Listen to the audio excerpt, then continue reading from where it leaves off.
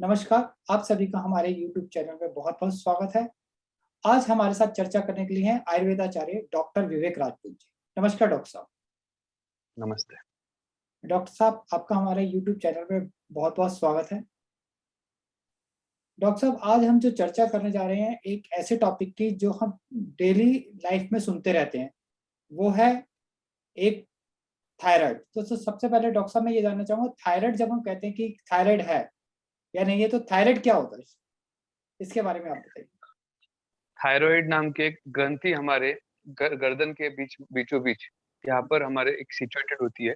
वो बटरफ्लाई के शेप की होती है, मतलब तितली के शेप की होती है और ये यहाँ पर गर्दन के बीचों-बीच सिचुएटेड होती है। तो ये थायरॉइड नाम की एक ग्रंथि है। तो इसका अगर कोई मतलब इसके अंदर 2 टाइप्स आते हैं आगे, हाइपोथायरॉयडिज़्म और हाइपरथायरॉयडिज़्म। तो अगर इसमें अगर हार्मोन्स की सिक्रीशन में अगर गड़बड़ी होती है, तो ये हाइपोथायरॉयडिज़्म या हाइपरथायरॉयडिज़्म नामक 2 रोग इसमें तैयार होते हैं।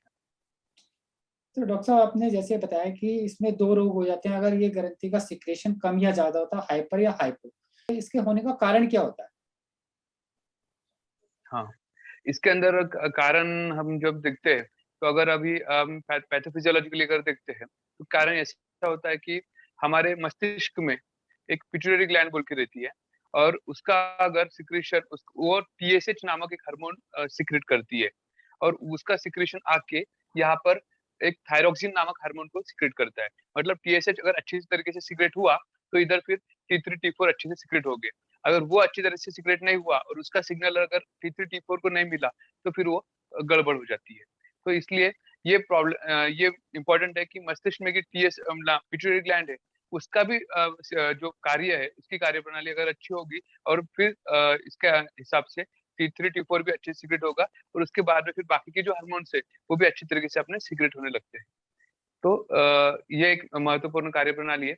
अभी ये गड़बड़ क्यों होती है? इसके बारे में हम जब देखते हैं, तो आयुर्वेदा के हिसाब से जब हम देखते हैं, तो दोबारा वही चीज़ें आती है, रोगाः सर्वेपि मंदग्नौ मतलब कोई भी बीमारी जो है, वो अग्नि के मंद होने की वजह से ही होती है। ये आयुर्वेद बोलता है। फिर अग्नि की मंद होना, ये क्यों होता है? तो अग्नि का मंद होना, ये इसके लिए कारण जो होते हैं, वही ग्राम्य आहार सेवन करना मतलब बाहर का मतलब हम जो बाहर का जो रेगड़ी वगैरह जो खाना है, वो खाना है, चिप्स, कुरकुरे जैसा कुछ खाना है, तो ये अगर खाना है। खान-पान में अगर हमारे हमेशा बदलाव होते जा रहा है, हमेशा स्पाइसी फूड खाते हैं, तो इसकी वजह से भी ये होता है। दूसरी बात नींद अच्छे से ना होना, ये भी इसके लिए एक कारण हो सकता है। व्यसनाधीनता मतलब अल्कोहलिज़्म या फिर स्मोकिंग वगैरह, ये भी इसके अंदर मतलब ये कार्य को बिगाड़ लाते हैं। तो ये बहुत सारे असंख्य ऐसे कारण हैं जो कि हम ये इसके अंदर होते हैं, थायरॉइड की बीमारी के लिए हो जाते हैं, असर करते हैं थायरॉइड के ऊपर।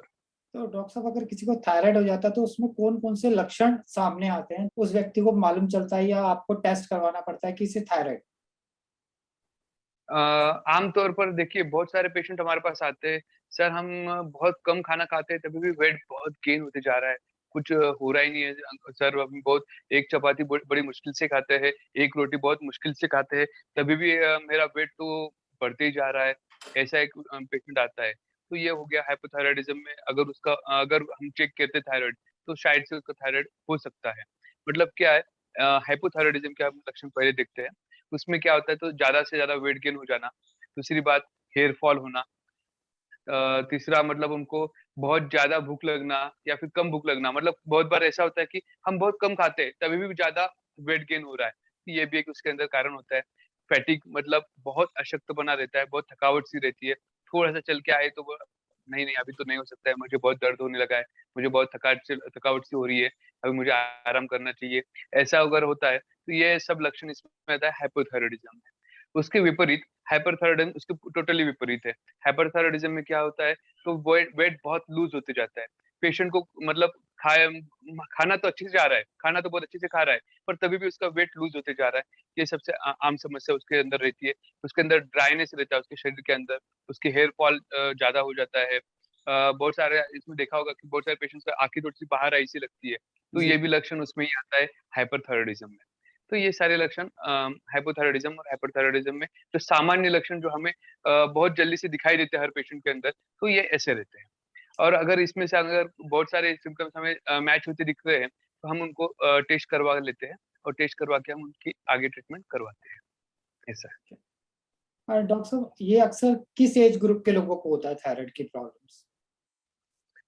एज ग्रुप पहले तो होता था कि मतलब यंग एज के बाद में अगर ऐसा है या फिर थोड़ा मिडिल एज में वगैरह होता था, बट अभी हम जो प्रैक्टिस में देखते हैं तो मतलब 14-15 साल के बच्चों को भी ये थायराइड की बीमारी होते हुए दिखाई दे रही है।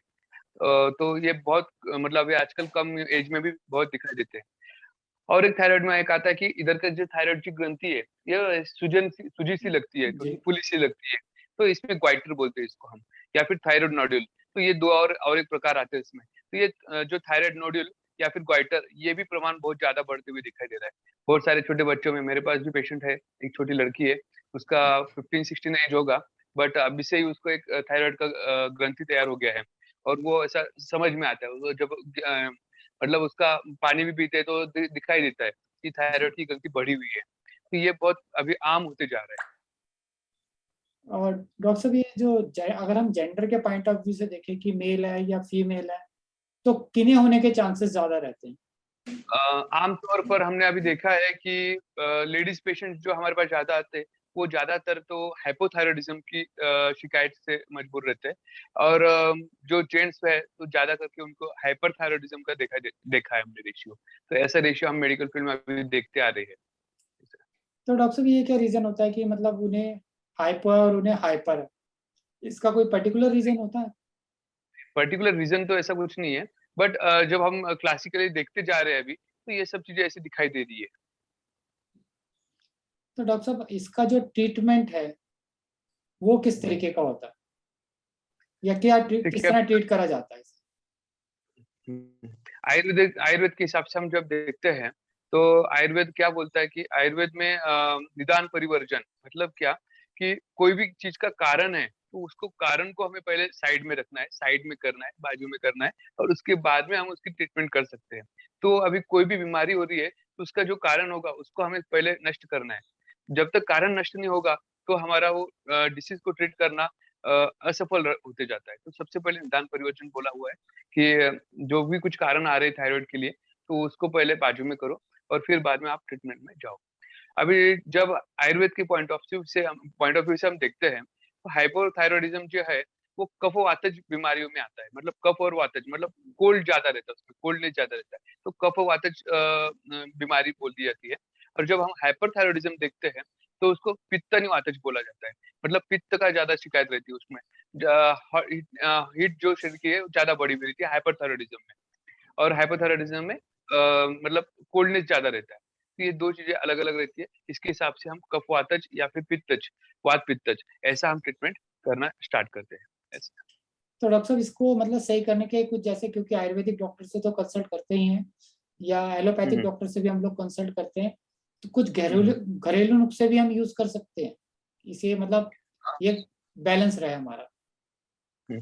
घरेलू नुस्खे तो ऐसा नहीं करना चाहिए क्योंकि जी। ये जो बीमारी है, आयुर्वेद के हिसाब से बहुत कॉम्प्लिकेटेड आती है।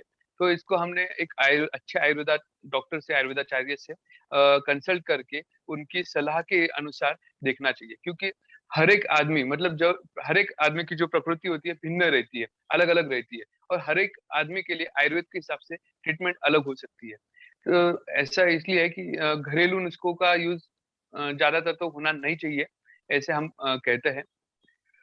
दूसरी बात अगर हम योगासन में जाते हैं, योगा वगैरह देखते हैं, तो योगासनों में सर्वांगासन है, हलासन है और सिंहासन है। ये 2-3 आसन जो है, ये बहुत अच्छे तरीके से काम करते हैं थायरॉइड की बीमारी में। और घरेलू नुस्खों में आप जब बोलते हैं तो थोड़ा बहुत बता सकता हूँ मैं। तो जैसा कि खाने से आधे आधी घंटा पहले हाइपोथायरॉयडिज्म में एक अदरक का टुकड़ा लेके थोड़ा-सा उसके ऊपर नमक डाल के आपने खाने से आधे घंटा पहले अगर खाया उसको चबा-चबा कर खाया थोड़ा-सा, तो वो आपको अच्छा मतलब आपको अच्छा रिज़ल्ट देता है।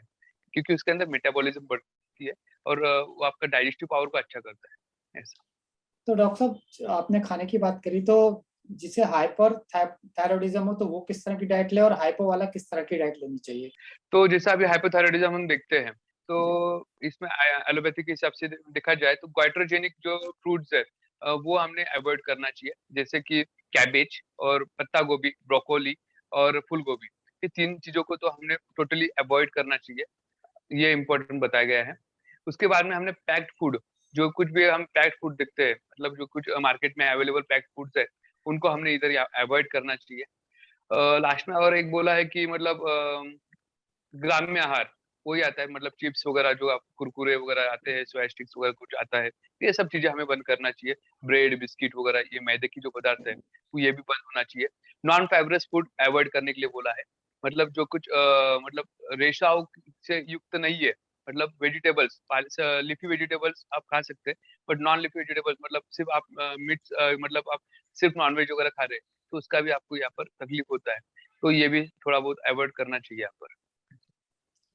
तो डॉक्टर साहब, अगर किसी को थायराइड है, आपने कुछ आसन बताए, तो आसन के साथ कोई पर्टिकुलर एक्सरसाइज या प्राणायाम, ये भी? प्राणायाम में आप अनुलोम-विलोम का बहुत अच्छा यहाँ पर उपयोग होता है। अनुलोम-विलोम प्राणायाम यहाँ पर करना चाहिए और मैंने जो आसन बोले सिंहासन सिंहासन बोला है, सर्वांगासन बोला है, हलासन बोला है, तो ये आसन का उपयोग अगर हम रोज़ करते हैं, तो हमें बहुत अच्छी तरीके से यहाँ पर रिज़ल्ट्स आते हैं।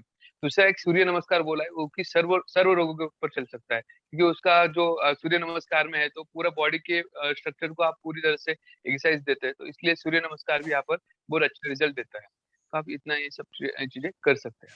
डॉक्टर साहब, आपने रिपोर्ट कराने की बात करी, तो हम ये जानना चाहते हैं कि जो हम रिपोर्ट करवाते हैं, तो उस तरह को उसे किस तरह आप देखते हैं और उसमें क्या-क्या चेंजेस देखते हैं आप?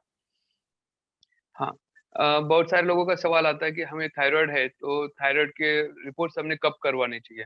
तो हम रिकमेंड करते हैं पेशेंट्स को कि या फिर मतलब हमेशा जो बताते हैं कि ये जो रिपोर्ट्स है, ये फास्टिंग में करना चाहिए, मतलब सुबह खाली पेट होना चाहिए, ये रिपोर्ट्स करते वक़्त। तो ये सबसे इम्पोर्टेंट चीज़ है और ये फॉलो होनी चाहिए। दूसरी बात रिपोर्ट्स का तो आप मतलब जैसे आपके लेवल्स आते हैं, उसके हिसाब से आप आपके डॉक्टर्स आपको ट्रीटमेंट देने ही वाले हैं। काफ़ी लोग परेशान रहते हैं कि हमें डेली एक टैबलेट खानी पड़ेगी एलोपैथी की, अगर हमें थायराइड को, हार्मोन्स को मेंटेन रखना है। तो आयुर्वेद में क्या थायराइड का कोई परमानेंट इलाज है कि वो परमानेंटली सही हो जाए? बहुत अच्छा और बहुत खूब सवाल आपने पूछा है। थायरॉइड के लिए आयुर्वेद में परमानेंट इलाज है भी और नहीं भी। कैसा है अभी हम थायरॉइड की जो मेडिसिन्स लेते हैं, तो वो सिर्फ़ आपका जो लेवल जो कम हो रहा है थायरॉइड का, T3, T4 हार्मोन्स का जो लेवल कम हो रहा है, तो हम वो थायरोक्सिन नामक जो हार्मोन है, उसको हम ओरली ले रहे हैं। मतलब जो मशीन काम नहीं कर रहा है, थायरॉइड की जो ग्लैंड काम नहीं कर रही है, तो उसका उसके अलावा आप सिर्फ़ मेडिसिन्स लेके उसको आप लेवल को कंप्लीट कर रहे हैं। मतलब आप उसको ट्रीट नहीं कर रहे, उसको सिर्फ़ बैलेंस कर रहे हैं, एलोपैथी के हिसाब से। और जब हम आयुर्वेदा के हिसाब से जाते हैं, तो हम उसको ट्रीट करने के हिसाब में देखा जाता है।